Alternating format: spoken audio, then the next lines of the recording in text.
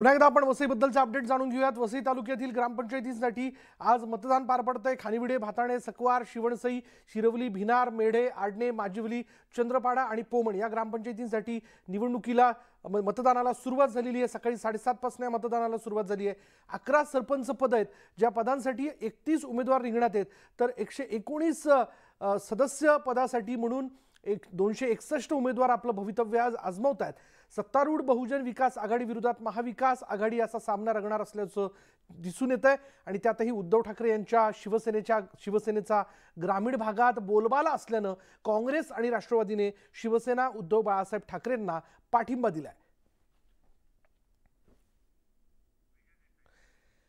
आणि आमचे वसईचे प्रतिनिधी विजय देसाई आता एक क्षणाला आपल्या बरोबर आहेत। विजय, तू आता नेमका वसईत कुठे आहेस? आणि आपण बघतोय की ग्रामपंचायतीच्या निवडणुकांच्या मतदानाला जी ती सकाळपासून सुरुवात झाली आहे। आता या क्षणापर्यंत आपण जर पाहिलं तर साधारण 10:15च्या आसपासची वेळ ही मतदार येत आहेत का मतदानासाठी?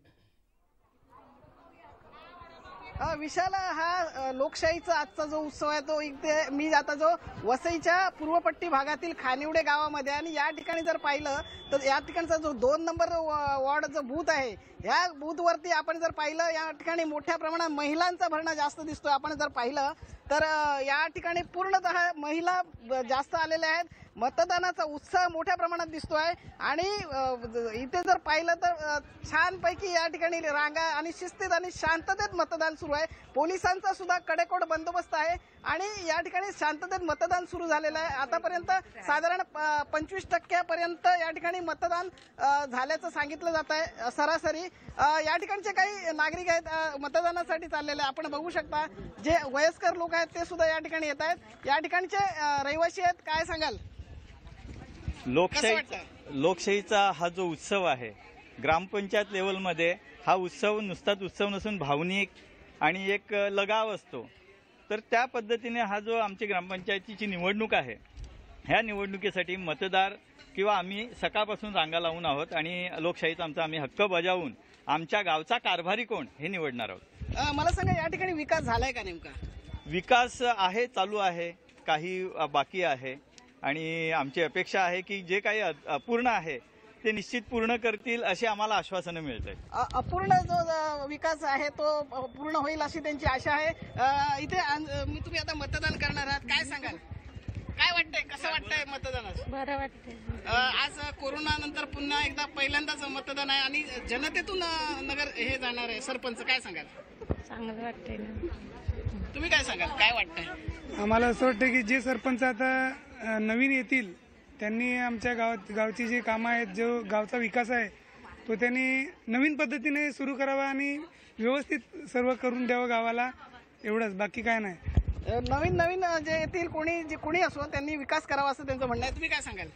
आमचा प्रश्न हेच आहे की आमच्या गावात पाणी नाही, पाण्याचा प्रश्न मोठा आहे, आमच्या गावात पाणी पाहिजे, बस आम्हाला तेवढंच। पाण्याचा प्रश्न सुद्धा जटिल आहे, रस्ते आहेत का?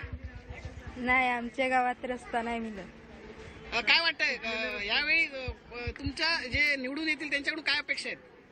त्यांच्याकडून एवढीच अपेक्षा आहे की आमच्या गावासाठी काहीतरी सुधारणा करावी। काहीतरी गावासाठी सुधारणा करा सांगितलं, तुम्ही काय सांगाल? पाण्याचा प्रॉब्लेम आहे, रस्त्याचा प्रॉब्लेम, पाणी, रस्ते, लाईट आहे का टायमात? सर्व आहे आमच्याकडे, सगळं आहे। अरे वा, चांगलं आहे। आम्हाला पाणी पाहिजे, तुझं काय नाही। तुमचं काय म्हणणं आहे? आम्हाला तेच पाहिजे, पाणी रस्ता नाही मिळत आम्हाला सारखं। हो, आम्हाला पण ते रस्ता नाही, पाणी नाही, काय असं जरा व्यवस्था करायला पाहिजे आमच्यासाठी पण। आम्ही अशी चालत तिकडनं येतो लांबून। या ठिकाणी रस्ते आणि पाण्याचा मुद्दा या निवडणुकीत गाजणार आहे। नेमकं या ठिकाणी कोण बाजी मारणार आहे हे आपल्याला उद्याच समजू शकतं, कारण मतदान आज जरी झालं तरी मतमोजणी मात्र उद्या होणार आहे आणि त्याच वेळी आपल्याला स्पष्ट होणार आहे की नेमकं या ग्रामपंचायतीचे कारभारी कोण। विशाल, धन्यवाद विजय या सगळ्या संवादाबद्दल।